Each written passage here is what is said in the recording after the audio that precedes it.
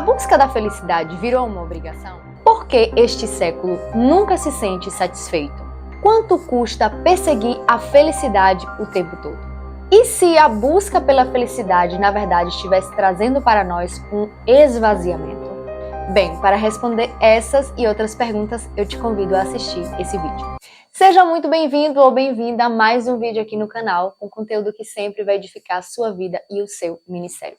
Quero te convidar para se inscrever, compartilhar, deixar o seu like e comentar para que esse conteúdo alcance mais pessoas. Então vamos lá para o vídeo. Eu quero dividir algo com vocês. Esses dias eu estava lendo um livro, uma história infantil para minha filha, e algo me chamou bastante atenção, achei bastante interessante e achei bem pertinente trazer esse tema aqui para vocês.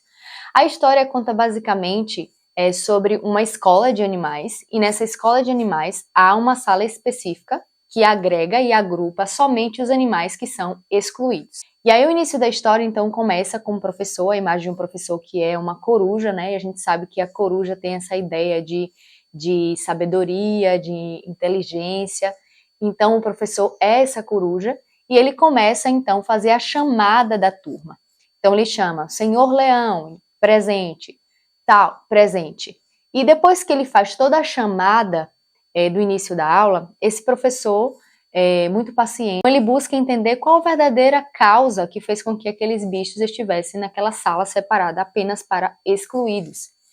Então ele ouve pacientemente cada animal falar qual seria essa possível causa. De forma geral, os animais falam que estão ali por causa de características físicas que eles possuíam e que eram aparentemente vistas como desagradáveis. Características físicas ou o que eles faziam, seja para marcar território, para se defender de predadores ou até mesmo para caçar, mas que eram vistos pelos outros como coisas desagradáveis. É interessante que ao longo da história, quando esses bichos estão falando sobre essas características, eles estão com um semblante bastante triste, bastante caído, e de repente, depois de ouvir pacientemente cada um desses animais, então, a imagem do professor como um sábio, né, de uma coruja, ele apresenta a possível solução para que aqueles bichos possam superar aquela exclusão. Então, ele fala o seguinte: vocês precisam se aceitar e buscar a felicidade.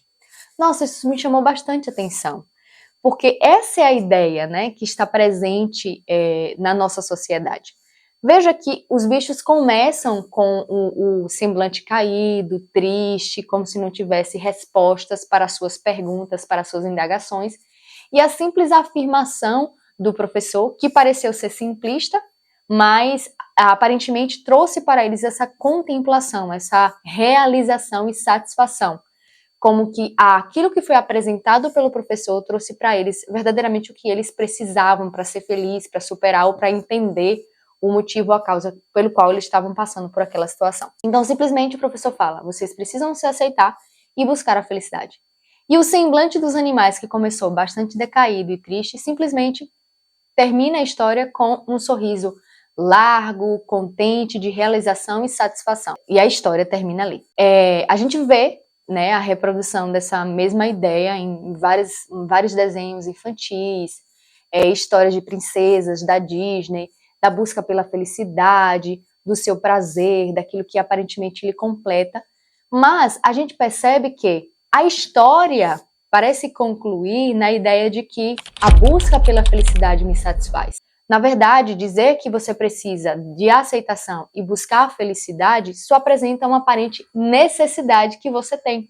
Eles apresentam para você uma necessidade e faz com que você, então, essa percepção da sua necessidade, você comece a buscar freneticamente sobre o sentido, ou quem vai completar, ou o que vai completar e me dar a felicidade que eu tanto preciso. A sociedade que nós vivemos apresenta a felicidade como ponto de necessidade. Mas isso verdadeiramente nos completa, ou isso nos deixa freneticamente buscando por o que ou quem vai completar essa felicidade? É importante a gente ressaltar que nós temos necessidades. Por exemplo, nós precisamos ou temos necessidades biológicas. Precisamos de comida e de água para sobreviver. A gente precisa de um abrigo seguro contra o sol, contra a chuva, para estar seguro em nossa família. São necessidades. Na perspectiva espiritual, a gente lê a Bíblia, a gente percebe que também há necessidades espirituais, no sentido de que todos pecaram e destituídos foram da glória de Deus, e de que agora a gente precisa de Jesus Cristo, o sacrifício de Jesus, que é o único mediador entre Deus e os homens, para de novo restabelecer esse relacionamento com Deus. Então, de fato, nós temos necessidades. A questão é que o perigo apresentado é de uma possível necessidades psicológicas, que aponta para que você precisa de algo específico. E quando há um despertar dessa necessidade específica, agora você tem também uma necessidade de buscar satisfazer aquela necessidade. E a apresentação dessas necessidades que supostamente nós temos dentro de nós, traz uma imagem de que nós somos apenas recipientes prontos para ser enchidos. Ou seja, nós apresentamos como umas taças que são vazias e que precisam ser enchidas. E o fato é que, se nós temos necessidades e aparentemente somos como taças vazias, nós precisamos então de coisas ou de pessoas para nos encher. E aí está o problema. É que a gente começa a olhar então para as pessoas e para as coisas como responsável para nos fazer transbordar. E se essas pessoas falham, se essas coisas não dão para a gente o que a gente quer, a gente também acha que estamos vazios por causa dessas pessoas. Mas o que seria essa necessidade psicológica apresentada em nosso tempo? Por exemplo, dizem que nós temos a necessidade de amor, de carinho e de afeto. Mas o que a Bíblia fala respectivamente sobre essas necessidades? Quando nós analisamos sobre a perspectiva bíblica, nós vemos que a Bíblia não aparentemente nega a ideia de nós, seres humanos, como recipientes, mas traz essa ideia de necessidade de amor e de um recipiente de uma forma completamente diferente. Olha só o que nos diz Romanos 5:5. E a esperança não nos decepciona, porque Deus derramou seu amor em nossos corações por meio do Espírito Santo que Ele nos concedeu. Veja quantas verdades esse versículo pode nos trazer acerca de sermos recipientes que precisam ser cheios. Primeiro, verdadeiramente parece que somos recipientes, mas esse recipiente foi enchido através de algo espiritual, através de algo que não está relacionado a outras pessoas. Veja, o texto diz que Deus derramou amor em nossos corações mediante o Espírito Santo que Ele nos deu. Primeira verdade, aquilo que encheu esse coração, que supostamente estava vazio e precisava ser enchido, não foi de algo físico, não foi outra fonte, a não ser algo espiritual. Note que pelo Espírito Santo que Ele nos deu. Significa que Deus, então, enche completo nosso coração mediante o seu Espírito, ou seja, por meio do seu Espírito que Ele nos deu. Por que Ele nos deu o Espírito? Porque Ele sabia que tínhamos necessidade do seu Espírito.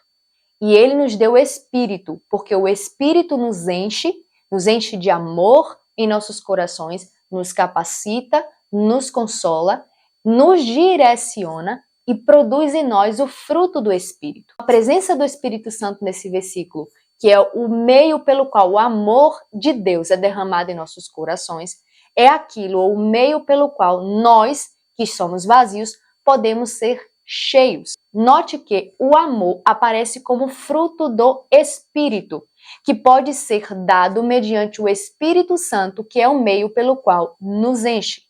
Bem, mas você pode estar perguntando, o que você quer dizer? O que eu quero dizer é que, de fato, nós temos necessidades. De fato, parece que nós aparecemos como recipientes vazios, mas aquilo que é capaz de nos encher está em Deus, a fonte em Deus, e vem do próprio Deus como sendo algo de perfeição. Porque a nossa completude só Deus consegue conceder. Porque aquilo que é vazio em nós, só Deus consegue preencher. Note que não é um mecanismo humano. Note que não é um mecanismo falível, mas é um mecanismo espiritual. E o resumo disso tudo é: somente Deus pode preencher os nossos vazios. Somente Deus pode fazer transbordar o nosso coração. Pela busca da própria felicidade, nós temos um texto bíblico que diz assim: feliz a nação cujo Deus é o Senhor. O foco aqui é uma nação feliz. O que é que o mundo busca? Felicidade. Mas a nação feliz tem um motivo, onde Deus é o Senhor. E o que significa Deus ser o Senhor? Ser Senhor é dominar. Ser Senhor é direcionar. Ser Senhor é ser o único adorado. Feliz a nação cujo Deus é o Senhor. Feliz o povo que o Senhor é governador, que Deus é o dominador, que Deus reina sobre essas pessoas. Então, o resultado de Deus reinar é a felicidade, nunca encontrada em povos que não têm Deus como Senhor. Então, a fonte da nossa felicidade é Deus. Então, nós compreendemos que não é errado buscar a felicidade. O grande problema é que apontam para nós que precisamos de felicidade, mas só apresentaram necessidade. Mas onde a encontramos? Em que a encontramos? Se é a felicidade que vai me completar, agora eu preciso buscar onde está a fonte dessa felicidade. E é aí que as pessoas buscam em coisas falíveis e supérfluas, mas somente Deus é capaz de nos encher e completar o nosso vazio. Mas e a nossa necessidade quanto ao amor? O próprio texto em Romanos 5,5 nos apresenta que o Espírito Santo derrama amor em nossos corações. Se há uma falta e o amor é colocado, isso significa que verdadeiramente precisamos de amor. Mas note, a fonte desse amor vem de Deus, enchendo o nosso coração para transbordar.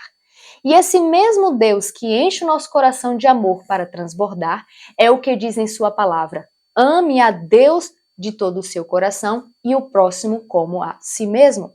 Então parece que esse amor que nós vamos ser cheios é de fato para ser transbordado para outras pessoas. A relação de amor que precisamos ter com os outros não é de uma taça que espera que os outros venham nos completar. Mas a nossa necessidade de amor é que, se uma vez fomos cheios, aprendemos a amar, e a nossa completude sobre o amor e a nossa necessidade sobre o amor é doar esse amor. Então, a visão sobre as outras pessoas muda. Nós não olhamos mais para as outras pessoas como sendo responsáveis por encher a minha taça e necessidade de amor que está vazia. Nós olhamos para pessoas como alguém que devemos amar. E a resposta para tudo isso é: a relação com as pessoas é que devemos amá-las mais do que precisar delas. Como bem aponta o autor do livro, Quando as Pessoas se Tornam Grandes e Deus se Torna Pequeno. É importante nós entendermos que a ideia que se apresenta para nós de uma necessidade, de falta, de busca de felicidade, não é errado, mas qual é a perspectiva e a fonte que se busca a respeito disso? Se acharmos que somos apenas recipientes vazios, que estão desesperadamente tendo a necessidade de sermos cheios, nós vamos culpar pessoas e coisas por nunca nos fazer encher. Mas não devemos culpar, porque a palavra mostra que Deus é capaz de nos encher e nos fazer transbordar, para que de fato possamos ser cheios, distribuindo para os outros aquilo que está em excesso em nós. E sobre as pessoas, já pensou se todas as pessoas entendessem a sua necessidade de amor e saber que eles seriam completos, primeiro, por Deus que derrama mediante o seu Espírito, e que naquilo que somos capacitados em Deus, que é amar as pessoas, a nossa necessidade seria suprida amando o outro? Se cada um tivesse essa percepção e amasse os outros, ninguém seria vazio de amor. É por isso que Jesus disse: o mundo vai conhecer que vocês são os meus discípulos quando verdadeiramente vocês amarem uns aos outros. Que ama, que transborda amor, que apresenta o Deus de amor no cumprimento dos seus mandamentos, no amar uns aos outros, e pessoas que são cheias e não recipientes vazios, tinindo e desesperadamente que saem por aí desesperadamente buscando quem vai lhe encher. Porque sabemos qual é a fonte, nós sabemos aquele que é capaz de encher e preencher o nosso vazio. Se você foi excluído, se você foi colocado de lado, você pode realmente buscar a felicidade. Talvez Deus tenha permitido que essas coisas acontecessem na sua vida para você entender que essas coisas que você apoia a sua felicidade são fúteis. Mas há um lugar de fonte de verdadeira felicidade, que é em Jesus Cristo. Pelo amor de Deus, aquele que nos amou sendo nós ainda pecadores e que olha para nós e nos vê como aceitos mediante o sacrifício do seu Filho, mediante o amor de Jesus Cristo. Somente Deus é capaz de nos preencher. Somente Deus sabe dos nossos vazios. Somente Deus é capaz de nos fazer transbordar. Então, não culpe outra pessoa se você se sente vazio. Talvez a fonte que você está buscando para ser cheio seja uma fonte passageira e fútil. Mas eu tenho uma esperança para você. Há uma fonte verdadeira, uma fonte genuína, que não só vai te encher, mas vai fazer com que você se torne uma fonte de água a jorrar. Deus abençoe sua vida. Se esse conteúdo alcançou seu coração, compartilhe para que mais pessoas possam ser edificadas por ele. Deus te abençoe.